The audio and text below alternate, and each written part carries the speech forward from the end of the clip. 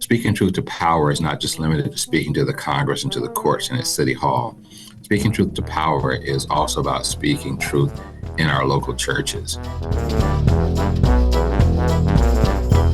You're listening to Good Faith Weekly. I'm Mitch Randall. And I'm Missy Randall. We're here each week exploring the intersection of faith and culture. We find people who stand up, speak out, and step forward. For inclusion, freedom, and justice for all. It's time for Good Faith Weekly. Brought to you by Good Faith Media.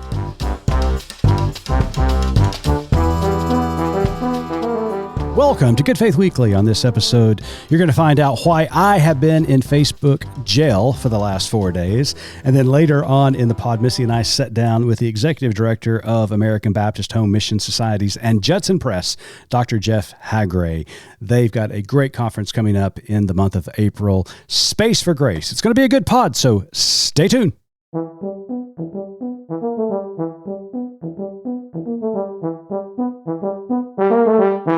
Hello there, Missy. Hey, how are you? I'm doing well, and you?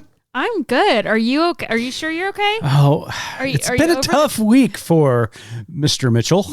Are you over the twitching? No, I'm still, I feel like I have been released, I guess. I don't know how else from to prison? put it. Yeah, from prison. Like Paul? Yeah. Are you feeling like Paul? I'm feeling like now? Paul. Did you write letters from jail? I did. Oh, that's so nice. Well, for those of you who do not know what we're talking about, I got put in Facebook prison. Well, but it wasn't even jail. Your account completely vanished. Right. You weren't searchable. Yeah, you couldn't be found. And as far as we could tell, it wasn't really anything that I said on my Facebook account. No. I was hacked. Yes, and without going too deep into it, it's something, you have your personal account, then you had a page, Correct. and something happened to the page, and so they just took away your personal account, and because your personal account vanished, you weren't able to submit a report.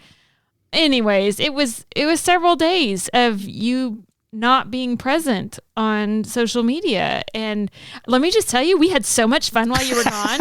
I bet you did. It was a party, wasn't it? It was like, woohoo. Yeah, for 4 whole days, I did not have access to my Facebook account.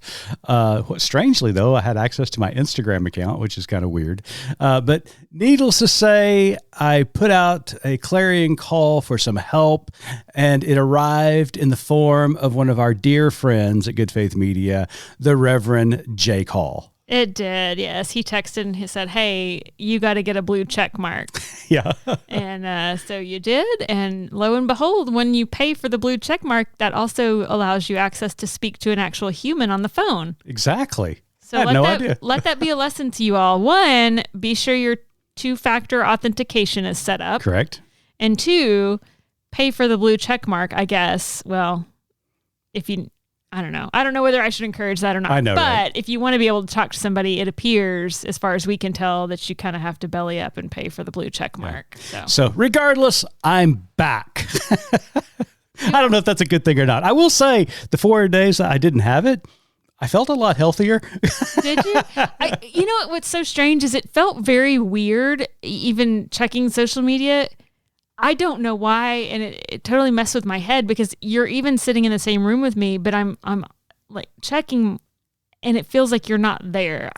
This tells you how unhealthy this whole situation has become with technology. Well, what told me that was I'm so addicted to social media is that I would even have my phone, going through Twitter and stuff like that. Mm-hmm. And I can't tell you how many times I clicked on Facebook knowing that I did not have access to it, but it was just a reaction. It was just ingrained in me. It's really scary. So this is so funny. It kind of relates. Earlier, I was trying to go through my phone. I refer often on the podcast about how I keep notes in my phone, and I know this will be 0% shocking to you, but there's no organization to these notes. Shocker. And so I have to hunt for things. I'm like, I know it's here somewhere, and I finally decided I've got to get my notes organized. And so in preparation for today, I thought I'm going to start down this rabbit hole and see if I can't make some sense of this. And I came across so many funny things that I have notes I've put in my phone, and I know what happens. Something happens out there in the wild while we're going about, and I think, oh, I need to save this to talk about on the pod. Right. And I'll make myself a note thinking I'll remember the story. Whatever note that I leave will jar my memory. Well, spoiler alert. It doesn't. I've got so many, like here's one, for example, note in my phone says, Mitch watching skateboarding bulldog.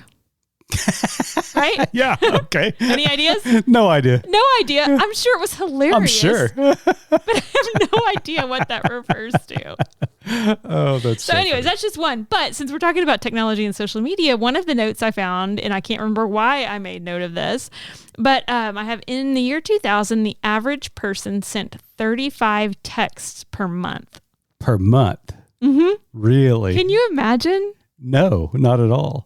But I can remember years ago when I would get our phone bill, we would actually tally everybody's text messaging. You always won, by the way, and we had teenage sons living in our house. At that time, the job that I was in necessitated a lot of texting, so a lot of that was work related. But no, I won like fourfold over all of you guys. And yes, we had teenage boys, and guess what? They're still not great texters. No, they're not. But, I will say this, bring this to a close.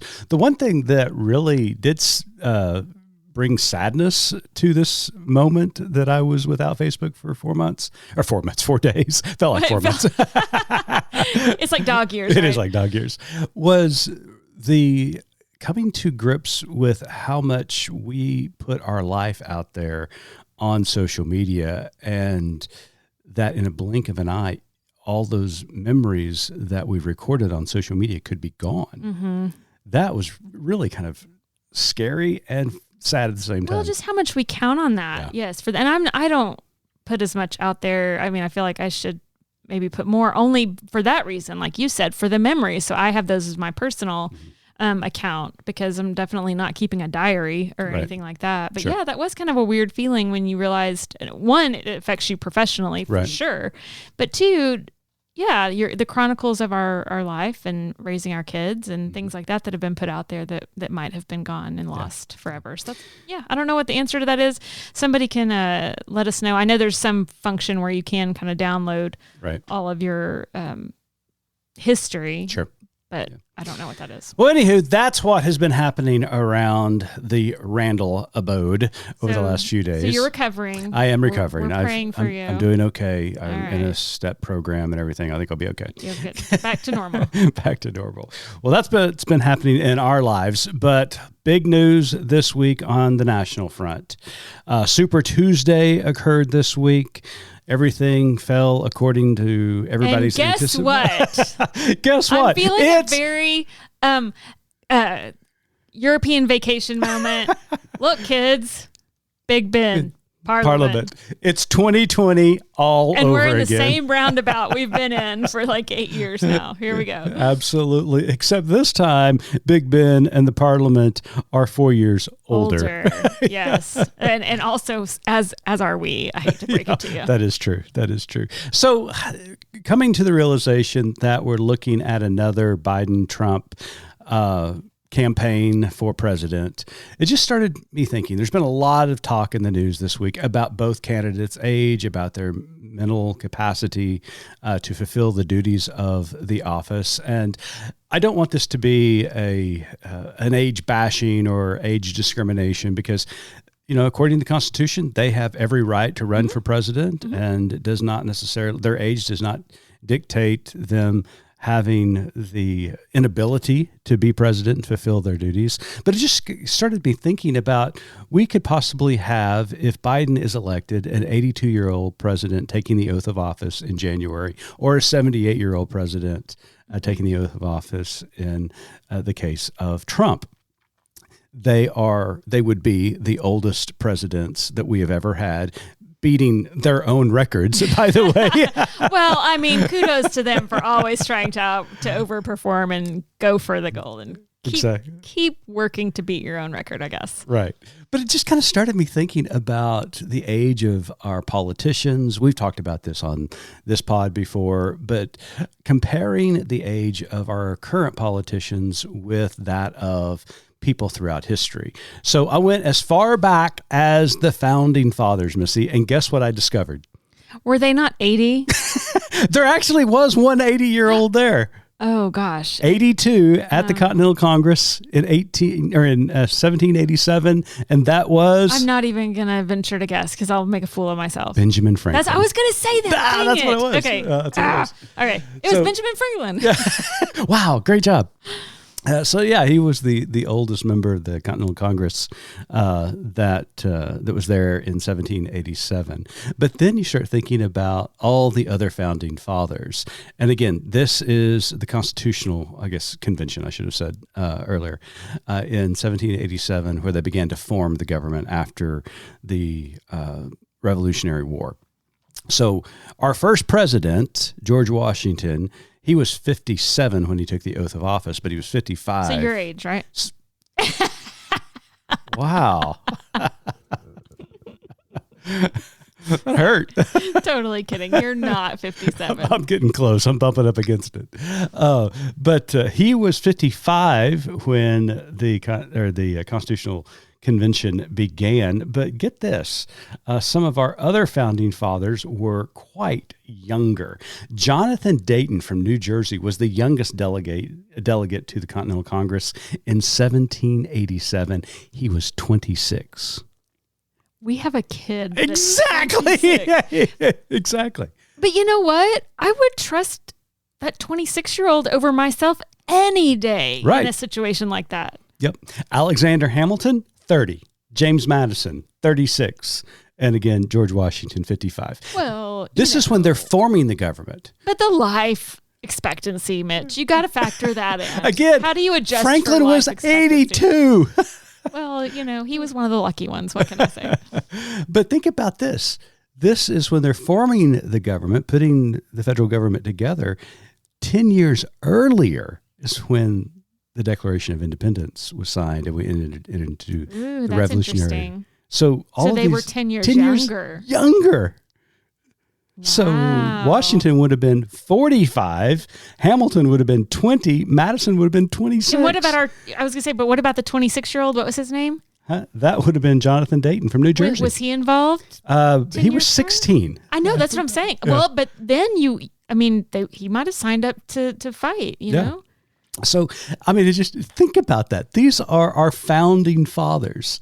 They were young, making incredible strides in the idea of self-governance. But at that age, just think of the energy, the imagination, the innovation, the zeal that they had, to step out there and to try this crazy new idea of a new country.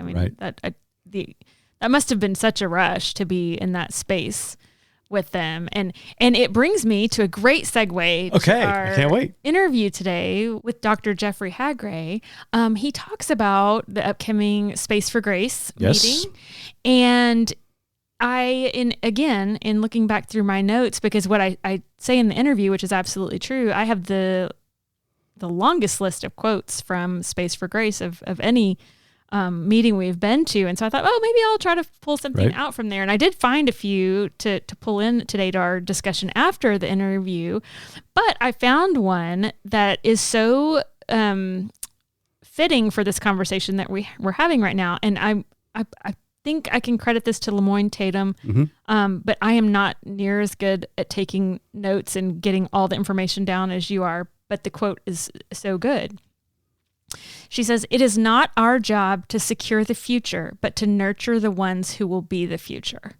Oh, wow. Does that not just speak so loudly in this moment that we're in?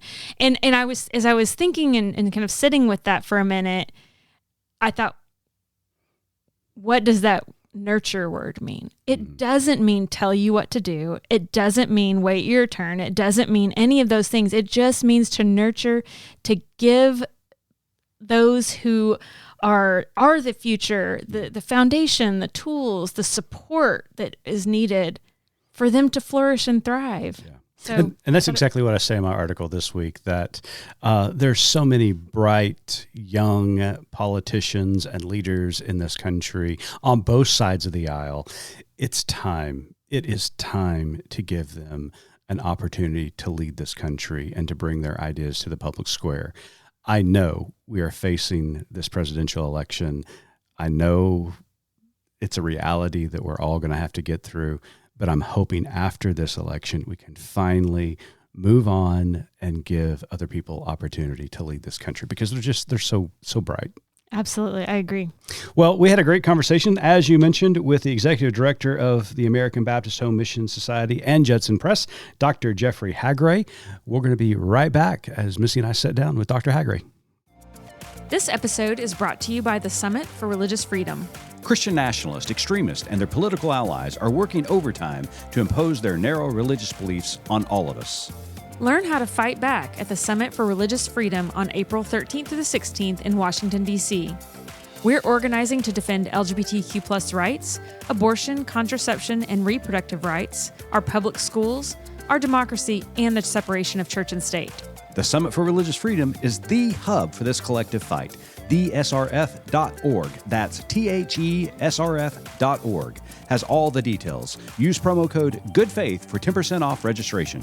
Anyone can attend virtually, and current students can attend the summit virtually for free. Scholarships are also available. SRF sold out last year, and tickets are going fast. Don't sleep on this. Visit thesrf.org today, and don't forget to use promo code GOODFAITH for 10% off registration.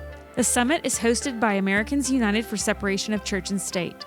Freedom without favor and equality without exception.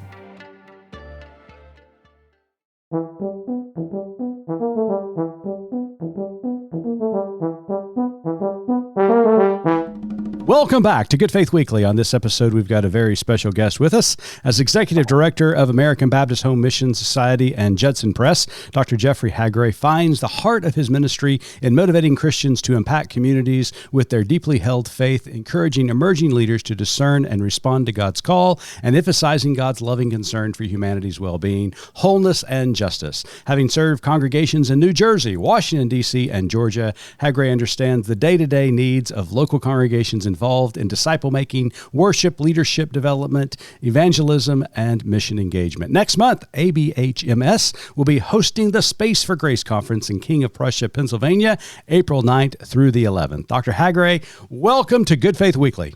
Thank you. Good to talk to you today, both Mitch and Missy. My pleasure to be with you. Well, we're so glad you can join us, Dr. Haggray. But we want to talk about Space for Grace. But before we do that, and some more specific issues, we'd like for you to tell us a little bit more about the American Baptist Home Mission Society and your work. Sure. Thank you. And again, it's good to chat with you both. The American Baptist Home Mission Societies, we finally refer to it as ABHMS. Was founded in 1832. So it's been around for quite a while. That's about 192 years. And founded in New York City. By John Mason Peck and Jonathan Going, with the goal of helping to share the Christian faith across the United States of America. And in 1832, the landscape was considered to be fairly open. There were not a lot of Baptist associations and churches and schools and so on. And so our founders saw what was pretty much an open field to plant churches, start colleges and schools and so on. And so much of what we now take for granted as the Baptist infrastructure in North America was started by the home mission societies. And over that time, we have done everything from credentialing chaplains to giving loan to churches to build buildings, helping to fund colleges and seminaries. And so on. So we've been quite busy over the last many years.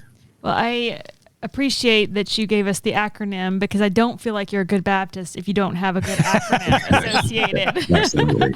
That's right. As an ecumenical organization, we go to all these meetings and we start firing off all these acronyms, and they look at us like we're speaking a foreign language. Yeah. Oh, absolutely. That's the first principle of being Baptist. You've got to Gotta have the letters. Well, Dr. Haggray, we had the absolute pleasure of attending Space for Grace when it was in Kansas City. And let me just say, it was a remarkable event. Missy and I walked away from Kansas City inspired and challenged. Just really, really great content throughout the entire week, and getting to know a lot more about the organization and the great people who are part of it. Yeah, I will say, I'll interrupt and say that my list of quotes and notes from our travels, Space for Grace is still the longest. I have the most amazing notes from there. It was really great. Mm-hmm. So we've got another Space for Grace coming up in April 9th through the 11th in King of Prussia, Pennsylvania. And this year's theme is engaging intergenerational faith. So can you tell the audience a little bit about this conference and the theme? This is, I think, our fourth rendition of Space for Grace. We hold it every 2 years, and kind of moves around the country to make it easier for many of our partners to attend. And as you say, this year we'll be in King of Prussia, just outside Philadelphia. That theme, equipping intergenerational faith, listen, learn, live, is intended to invite different generations, in particular younger generations of Christians, to share leadership and to encourage those of us who've been around a while longer to think about what are we doing consciously to engage younger generations. What does succession planning in faith leadership look like?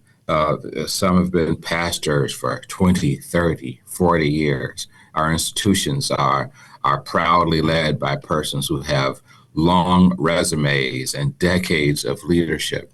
How are younger generations kind of getting into that mix as leaders in faith life? What opportunities are we consciously creating for them? How are we funding them? Because it takes money to go to conventions and associations and work in churches. And, younger people don't just get to sing that Jesus paid it all. We've got to be able to help them pay the way. Right. What does creating job opportunities look like for younger generations? And in an age when everyone is talking about bivocational ministry, and I get that, and so on. But we have high expectations and very often little rewards. Or to be more blunt, little compensation. And so really prompting conversations around what the future looks like, who are we positioning, mentoring, coaching to be in leadership roles, and how are we making it possible for them to emerge? And where are there structures that prevent younger generations from assuming leadership roles? I don't mean just being present and listening to the older adults kind of opine and lecture and teach, but where are we making space for them to be keynote speakers, to lead seminars and workshops? And toward that end, we have a diverse panel of speakers and presenters of different age groups. We even have some college students who are very dedicated in their Christian walk, who are going to be helping to lead some of the panels. And the luncheon speakers this year are fairly young.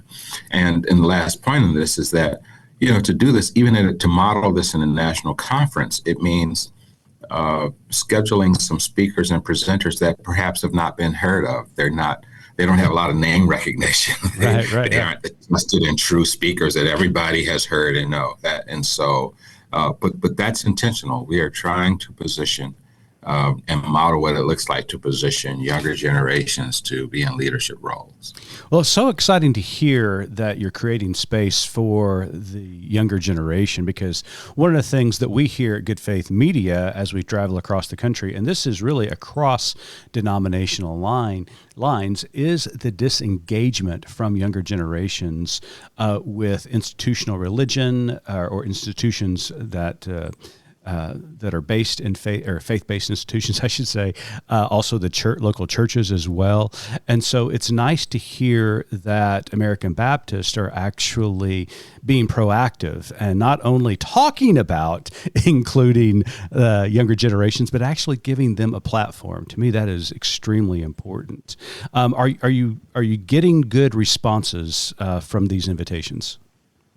Yes, we are. Folks are signing up. Registration is underway right now. So if you're listening to this podcast and you want to learn more, go to our website, abhms.org, to learn more about Space for Grace. We have both an in-person option and a virtual option, which we are needing to do, and wanting to do, because in-person events now are expensive, especially post-pandemic. Travel costs are up, hotel costs are up, and this is not something that we sponsor for profit purposes. We try to keep the cost affordable, but folks are interested, and they're signing up both virtually and for the in-person registration. So we're really excited about that. So all I could think of as you're talking so beautifully about empowering and allowing the next generation to have the microphone, to have the positions, to have the space. Could I send you a list of some elected officials that I would like to invite to your conference? I feel like maybe there's some crossover wisdom to be gleaned here from you, Dr. Haggray. Exactly. Yeah. It's called term limits. So that'll be part two of this episode. Your chance. That's right. It's like you've had your chance for the last 50 years. So Dr. Haggray, ABHMS recently hosted a justice dialogue exploring the intersectionality of power, religion, and free expression. So I don't know if you're aware, but the country finds itself amid another contentious election cycle. I've heard that. Yeah. Somewhere I read it. Yeah. So in light of that, the First Amendment and the issues you're addressing, what advice do you give listeners when they engage in political discourse and express their beliefs in public squares? Sure. Thank you. That's a good question. And this issue of free speech is an important one to talk more about because, as we said during the Justice Dialogue, Americans have a better understanding or a better grasp of the Second Amendment, which is about carrying firearms, right, than they do of the First Amendment. Before the second one, there was a first one. It had to do with religion and free speech and a free press. And freedom of speech is not restricted to speech that is popular. It includes the right and the ability to be able to speak truth to power. And we need to be able to do that in America. And sadly, we're living in an age when speech is increasingly restricted on college campuses, of political leaders who speak their conscience and so forth and so on. We see an increase in the Congress of censuring persons, and the common thread of those persons who are being censured for their speech, even at the Congress, is that they tend to be women of color who are expressing views that are not considered mainstream by a certain segment of the Congress. And even students, universities and colleges have always been places where students have found their voice and grappled with difficult themes that the grown-ups are reluctant or hesitant to talk about. And it does not bode well for our country right now that speech is being restricted, books are being banned, certain people, certain religions are not being affirmed or welcomed.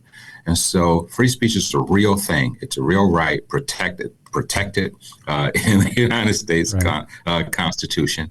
And those who are faith leaders really need to find our voice also. We really need to practice the art of speaking what we think in public without being afraid of the repercussions. I often say when it comes to speaking truth to power, even for pastors and persons in the pulpit, that speaking truth to power is not just limited to speaking to the Congress and to the courts and at City Hall. Speaking truth to power is also about speaking truth in our local churches. The power sometimes is not politicians. Sometimes the power are the lay people in the pews who'd rather not hear what the minister has to say. Very comfortable saying what they think all day long. And will just come to you as a pastor or a church leader unsolicited and tell you what they think about any number of things. But dare you stand in the pulpit and say what you think, or else your job may be on the line. That's what I was just thinking. I'm sorry to interrupt you. As you were talking about speaking truth to power as a pastor, I was thinking the power in that context is absolutely the people that are sitting there in your congregation, because, like you said, they do have the power to, cause you a lot of misery in your job or take it away. But it is so important to, that's one thing we try to do is empower our pastors and to encourage them as they're trying to walk that line and be absolutely speaking truth. And to really find their voice in the teachings of Jesus, the Jesus who not only blessed children, but who also turned over tables in the temple, who stood before crowds and said things that nowadays might be considered to be controversial. And we have to ask ourselves at what cost the silence and the times that we're living in, fraught with so much polarization. It is not polarizing to speak truth. It should not be considered polarizing to speak inconvenient truths. And I think for a lot of the oncoming generations, for younger generations, one of the reasons some of them are not engaged in the church is that so often they don't hear the church speaking to the relevant issues, to the issues that they see, whether it's homelessness or poverty or injustice or mass incarceration or immigration, all these difficult issues. And we have to ask ourselves, if we sit silently as people of faith through some of the most testing and trying issues of our time, if we don't weigh in, if we don't offer a perspective, then what is our relevance? And if our society has to come to grand decisions about everything in terms of quality of life and justice and so on, without any input from the church, at some point people begin to think, well, technically, do we need the church? Because they've been kind of absent. And so I think it's something, especially for moderate and liberal Christians. There's those are more moderate ilk who tend to think that, less is more, let silence do the heavy lifting. Sometimes silence does not lift anything. And so we've got to find that right balance and find our voices. And Dr. Haggray, this is such an important topic because you keep reiterating the idea or the assumption that we're speaking truth. And I think that is a good assumption. I think the First Amendment actually has the assumption that people are going to be truthful with their remarks. My follow-up question to you is that unfortunately, in the public square, there are news entities, there are individuals and groups who believe that free speech is a free rein to even spread lies and misinformation. Do you think that large attempt that has been taking place or ratchet up, it's always been present, we all recognize that, but in the last decade or so, it's just gone off the rails, to be quite honest with you.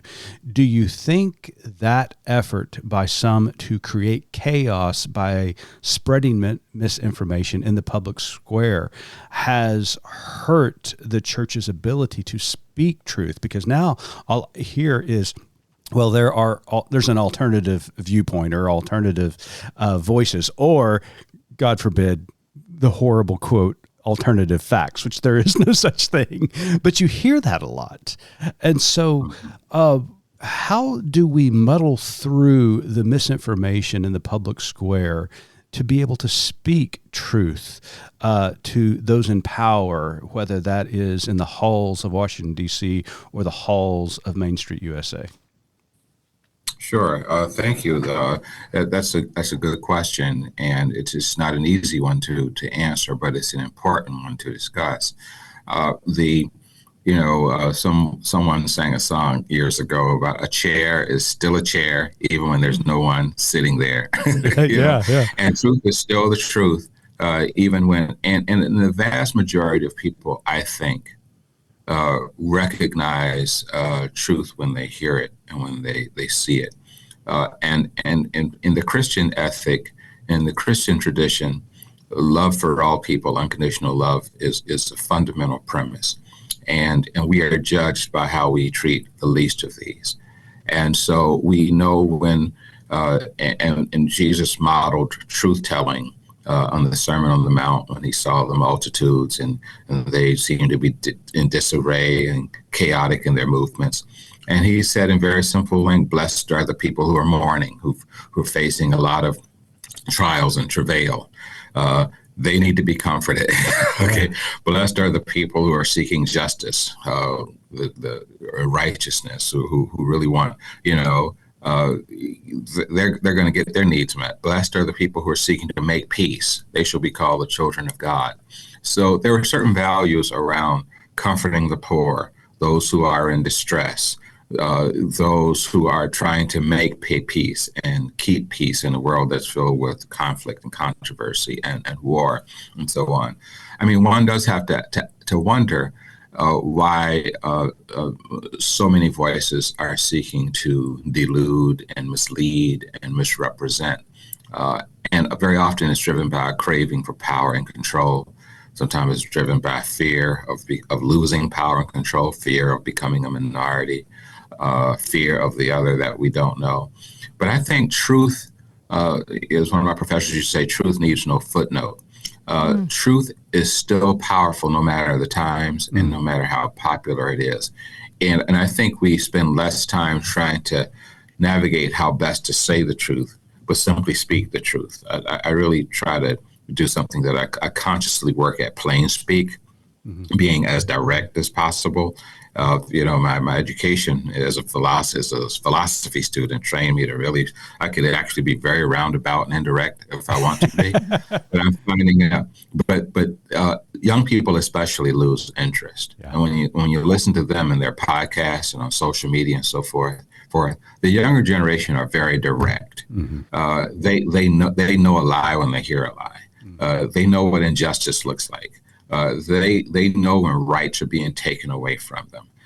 They know when the needs of the least of those and the underserved are not being met. And I think for people of faith, we just got to step out there and risk telling the truth as we see it. And the real question is not what is truth, but are we prepared to let the chips fall where they may? Are we prepared for the consequences? I love that. Well, not only is ABHMS speaking truth, but they're actually doing something about it. One of the most difficult issues that we're facing as a society is the mounting debt that families are incurring across this country. And clergy are not excluded from that debt. And so ABHS is actually doing something about it. You recently announced the availability up to 40 debt relief grants of $5,000 to American Baptist pastors who engage in financial literacy education and have not previously received such a grant from ABHMS. Dr. Haggray, why did your organization decide to offer this kind of relief to clergy? Sure. Yeah. Well, as you pointed out, clergy are really struggling right now. Many clergy are financially at risk. The compensation very often for persons who serve in clergy spaces in local churches in the non-profit faith-based space is often below average salaries and compensation for other disciplines and for other persons of comparable education and job experience. Clergy, many churches want pastors with all these years of experience and years of education and so on. All that comes with a cost, but the compensation is so often not commensurate with the experience required for the work. And then clergy are also expected to give of themselves, give of their time, make sacrifices to be apart from their families and loved ones. And so the debt and the cost of that accumulates over time. So for about 7 years now, we've been sponsoring a program that we're calling In Support of Excellence, which is about addressing issues of clergy literacy, helping clergy to become more aware, more informed, and more alert about financial realities, and also helping churches do the same. This started with a grant that we got initially from the Lilly Endowment of $1 million back in 2015. And we started this program because, and many other denominations also had a similar program. And Lilly recognized that while there's this push for excellence on the part of clergy, they observed that a lot of people who are really doing some good work in the faith-based space, that there was a common thread, and that is that they were struggling financially. They had personal financial challenges, often undeclared, unspoken, that were really slowing them down from achieving the excellence that they dreamed of, that they wanted to be, making the impact. And this awareness resulted from years of working with clergy and clergy grants. Lily's been in the church space for a long time. We commonly call them the Church's One Foundation. Yes. Because they've been giving money for years. And they came to the realization, clergy leaders are often struggling financially. Who knew? Well, we knew. Yeah. And they were like, well, what would you do about it? If we gave you $1 million to address this issue, what would it look like? What would you do? And so we would start training, and we put a proposal. We got a proposal along with 27 other denominations. And a component of our program was that we would actually provide debt relief to clergy. We would actually use some of the dollars to not just teach, train, and say, here's how you spend your money, but we would actually say, count up your debt, and as often as we could, we would provide grants to offset, not loans, but debt grants, direct money to pay off some of your debt. And we started doing that about 6 years ago, and we've just continued it.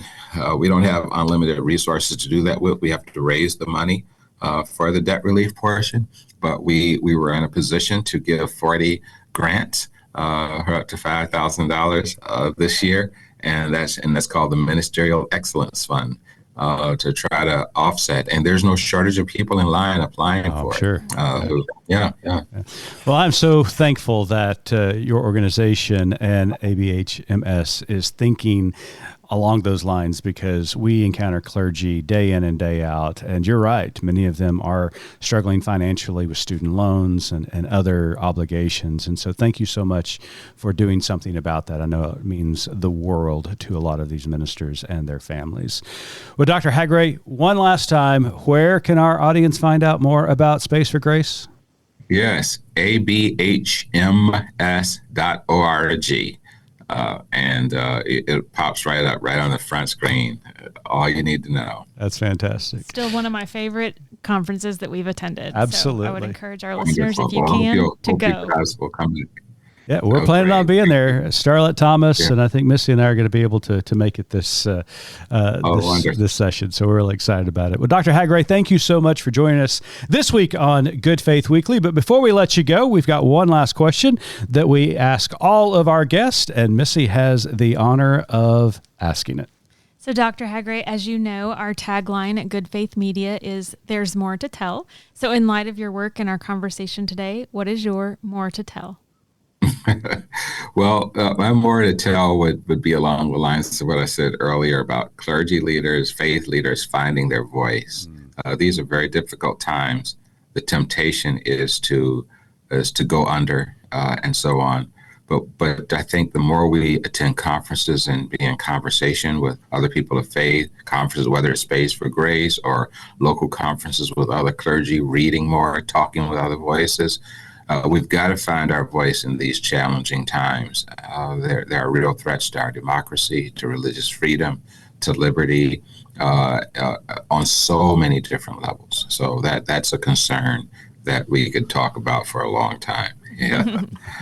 Well, Dr. Jeffrey Haggray, thank you so much for being our guest. Dr. Haggray is the Executive Director of American Baptist Home Missions Society and Judson Press, and they are going to be hosting the Space for Grace Conference in King of Prussia, Pennsylvania, April 9th through 11th of this year, and you can find out more about it at abhms.org. Make certain you sign up and come see us. We're going to have a great time. Dr. Haggray, thanks for joining us. Wonderful. Thank you. Thank you. Good to be with you today.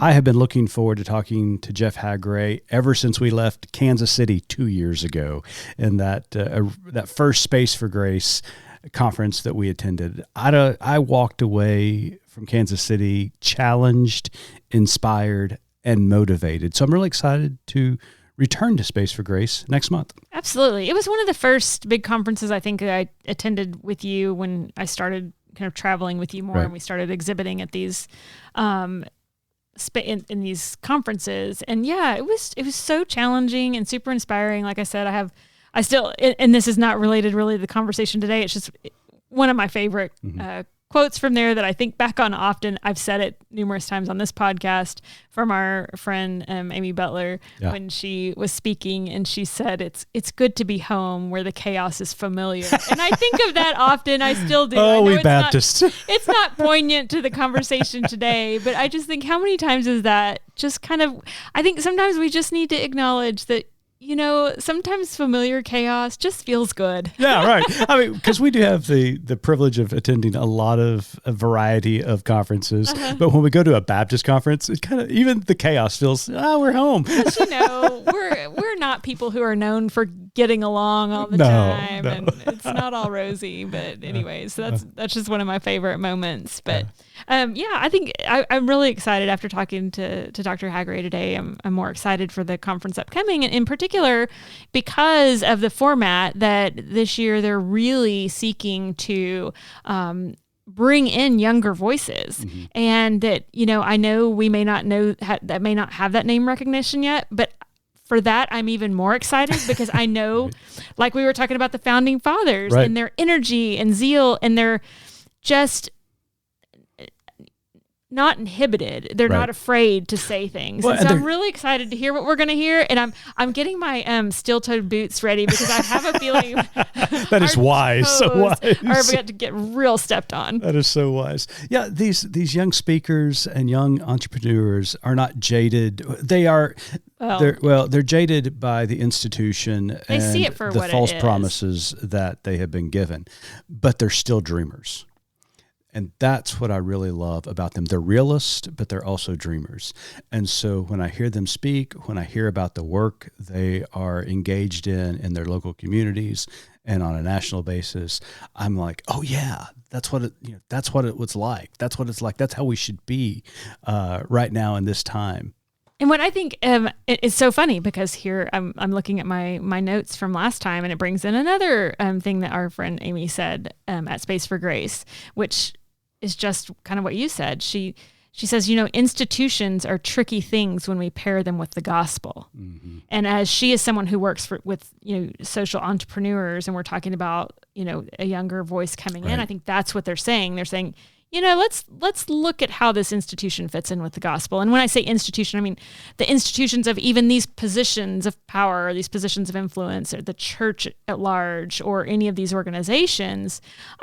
Let's take a real and honest look from somebody who's not so immersed in it you can't see out anymore. Mm-hmm. So I'm excited. I'm excited too. And this is just really kind of spawned this question for me to you, actually, because, you know, tradition kind of suggests or encourages us to listen to the generations that preceded us, and that we sit at their feet, and that we learn from them, and we should be quiet and glean all the wisdom and knowledge that they have to offer to us, which I don't disagree with. I think that is always a wise thing to do for the younger generations.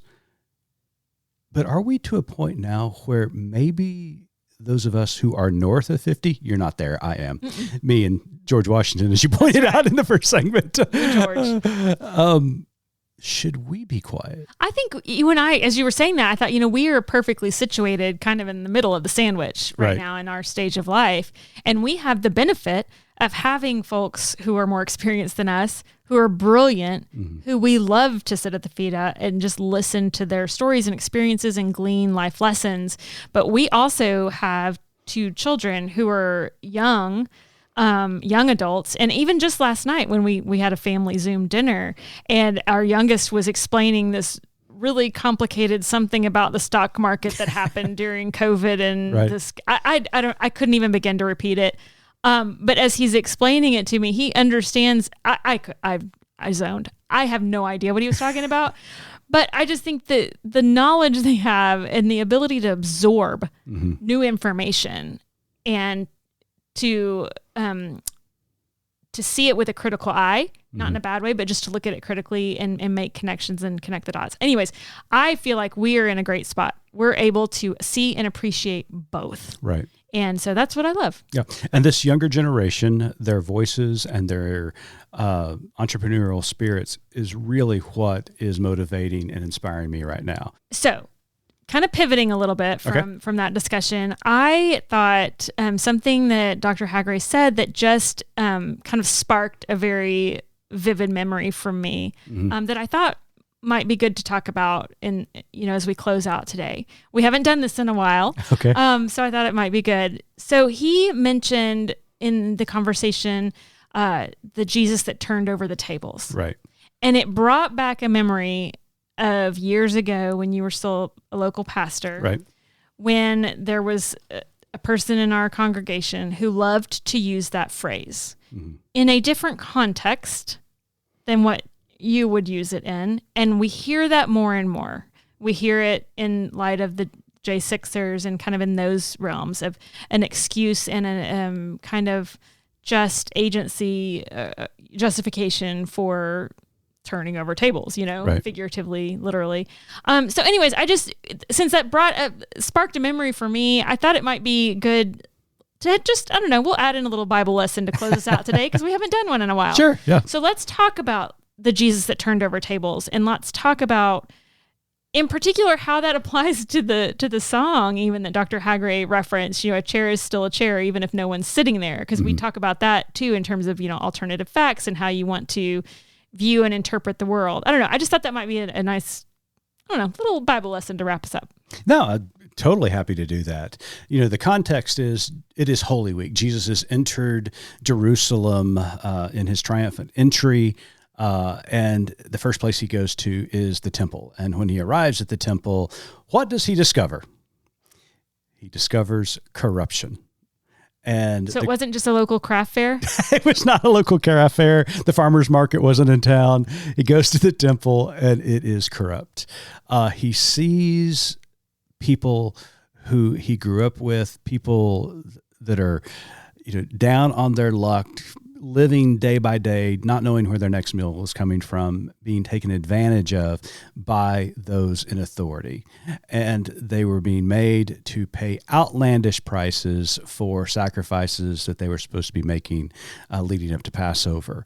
And so Jesus sees this and he becomes irate about the oppression of those in power and the elites taking advantage of these poor, authentic, genuine people who are really trying to follow the ways that they have been taught to worship Yahweh. Well, and I've heard it presented as well. People who are coming to the temple during Holy Week at this time are traveling long distances. So when they get there, then they, correct me if I'm wrong, then they purchase their sacrifice. Right. Yeah. And so there's a need to have those things available, right? Yeah. And like when I see this in my mind playing out, I see Jesus walking up to the temple. And again, this is totally putting my spin on it, so it's not biblical, but allow me some imagination here. What if he sees the widow there who has given everything she has for her sacrifice, then also being asked to make a purchase of something to sacrifice that week? Mm-hmm. If Jesus sees us knowing what she's already sacrificed, being taken advantage of again to give more than everything she has, no wonder he's irate. No wonder he's flipping tables and he gets a whip out and starts slapping it around. I mean, he is seeing the system take advantage of the least of these, of his people. And he's irate and he's had enough of it.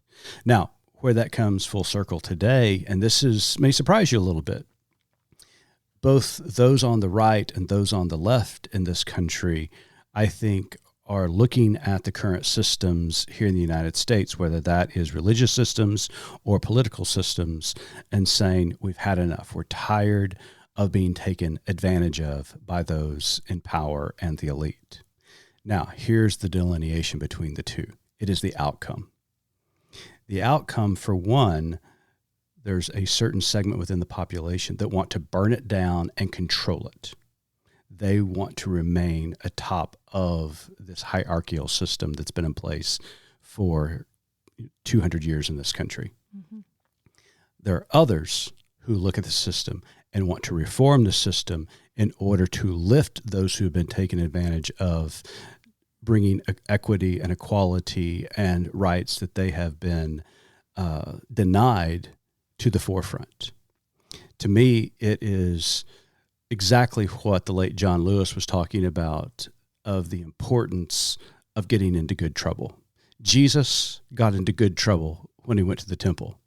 It cost him dearly, but he was getting into good trouble because he was standing up for the poor and the oppressed.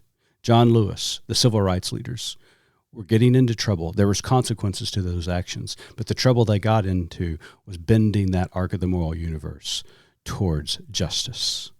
And hopefully we're seeing the same thing today through these young entrepreneurs and hearing from these young voices. They are getting into good trouble and bending that arc just like it's been bent for 2 millennium.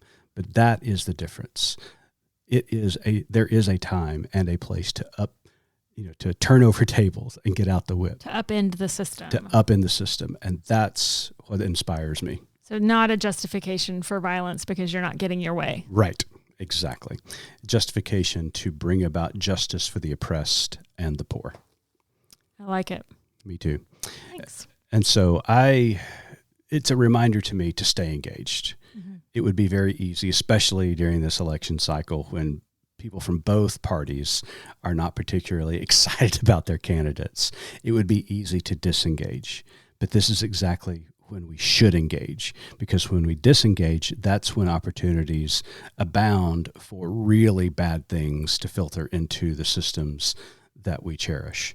Mm-hmm. We have to stay engaged. We have to redouble our efforts to make certain that democracy remains alive and well in this country, that true religious freedom and church-state separation are paramount, that free speech, free press, all of the freedoms that we have been granted through this great American experiment remain intact. So folks, stay engaged.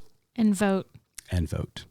So it's been a busy week, Missy. From Facebook jail to talking about an election. It has. But I mean, it's busy as every week. It's a typical week. As is next week. So. Well, we will be back next week with another pod. Until then, keep living good faith.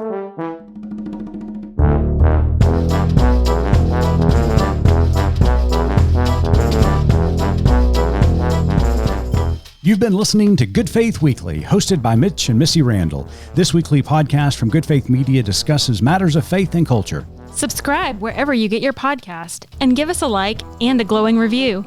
We produce the podcast out of Norman, Oklahoma. Our music comes from Pond 5. And we're supported by listeners like you. Learn more about us at goodfaithmedia.org.